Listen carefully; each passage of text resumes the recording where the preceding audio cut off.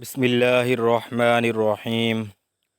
حضرت معاذ بن جبل رضی اللہ تعالی عنہ بیان کرتے ہیں، ایک روز رسول اللہ صلی اللہ علیہ وسلم ہمیں نماز فجر پڑھانے کے لیے تشریف نہ لائے۔ قریب تھا کہ ہم سورج طلوع ہونے کا مشاہدہ کر لیتے، پھر آپ صلی اللہ علیہ وسلم بہت تیزی سے تشریف لائے، چنانچہ نماز کے لیے اقامت کہی گئی۔ رسول اللہ صلی اللہ علیہ وسلم نے اختصار کے ساتھ نماز پڑھی۔ پس جب آپ صلی اللہ علیہ وسلم نے سلام پھیرا تو آواز بلند فرمایا، اپنی جگہوں پر ایسے ہی بیٹھے رہو۔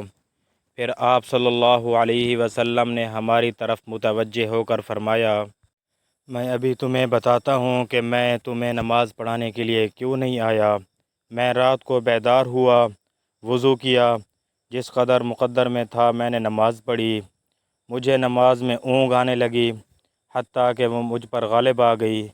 تب میں نے اپنے رب تعالیٰ کو بہترین صورت میں دیکھا، چنانچہ اس نے فرمایا، محمد۔ میں نے عرض کیا، میرے رب حاضر ہوں۔ فرمایا، فرشتے کس چیز کے بارے میں بحث و مباحثہ کر رہے تھے؟ میں نے عرض کیا، میں نہیں جانتا۔ اللہ تعالیٰ نے 3 مرتبہ ایسے فرمایا۔ آپ صلی اللہ علیہ وسلم نے فرمایا، میں نے اسے دیکھا کہ اس نے اپنا ہاتھ میرے کندھوں کے درمیان رکھا، حتیٰ کہ میں نے اس کی انگلیوں کے پوروں کی ٹھنڈک اپنے قلب و صدر میں محسوس کی، اور میرے سامنے ہر چیز واضح ہو گئی اور میں نے پہچان لی۔ پھر رب تعالیٰ نے فرمایا، محمد۔ میں نے عرض کیا، میرے رب میں حاضر ہوں۔ فرمایا، مقرب فرشتے کس چیز کے بارے میں بحث و مباحثہ کر رہے ہیں؟ میں نے عرض کیا، گناہ مٹا دینے والے اعمال کے بارے میں۔ فرمایا، وہ کیا ہیں؟ میں نے عرض کیا، با جماعت نماز پڑھنے کے لیے چل کر جانا، نماز کے بعد مساجد میں بیٹھے رہنا، ناگواری کے باوجود اچھی طرح وضو کرنا۔ فرمایا، پھر وہ کس چیز کے بارے میں بحث کر رہے ہیں؟ میں نے عرض کیا، درجات کے بارے میں۔ فرمایا، وہ کیا ہیں؟